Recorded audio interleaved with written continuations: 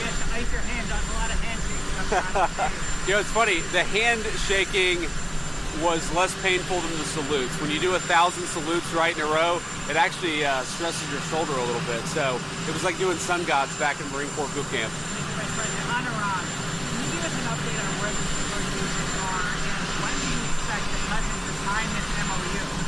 Well, I think it's hard to say exactly when or if the president's going to sign the MOU. We're going back and forth on a couple of language points. I do think that we've made a lot of progress here. It's very clear that I think the Iranians, they want a deal, and they want to open the Straits of Hormuz. We want them to open the Straits of Hormuz. There are a couple of issues on the nuclear stuff, the highly enriched stockpile, and also the question of enrichment. So, you know, we're going back and forth with them. We do think they're negotiating, at least so far, in good faith, and we're making some progress. Hopefully we'll continue to make progress. The president will be in a position where he can endorse the agreement, but obviously that's still TBD. Iran is negotiating a good thing. But why do we believe that the ceasefire is holding when we keep on intercepting missiles that keep on striking? Well, you know, these ceasefires are always a little messy. And sometimes the guys at the lower level aren't communicating with the guys at the top level. Sometimes people make mistakes, but even when the ceasefire is holding, as we've seen, not just in Iran, but all over the world, sometimes these things have little flare-ups. I think our approach has been to enforce the ceasefire, to defend ourselves when fired upon. The president's been very clear that if we're fired upon, we're going to fire back.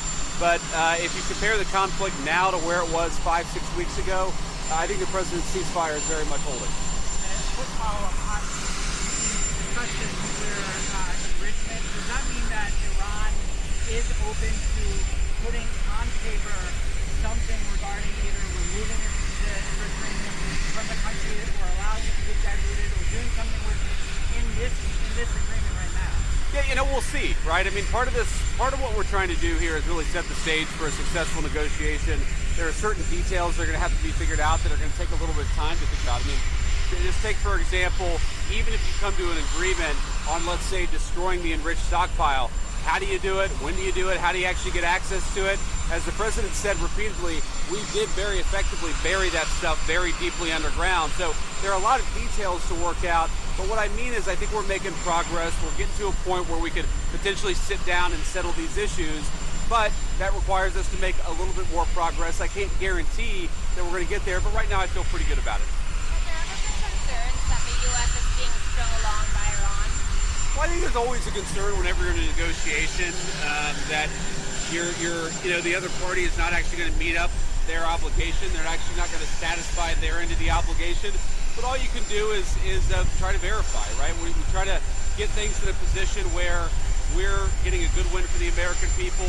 You don't take anything on faith, even the guarantee that they not build or procure a nuclear program, which is something they have agreed to.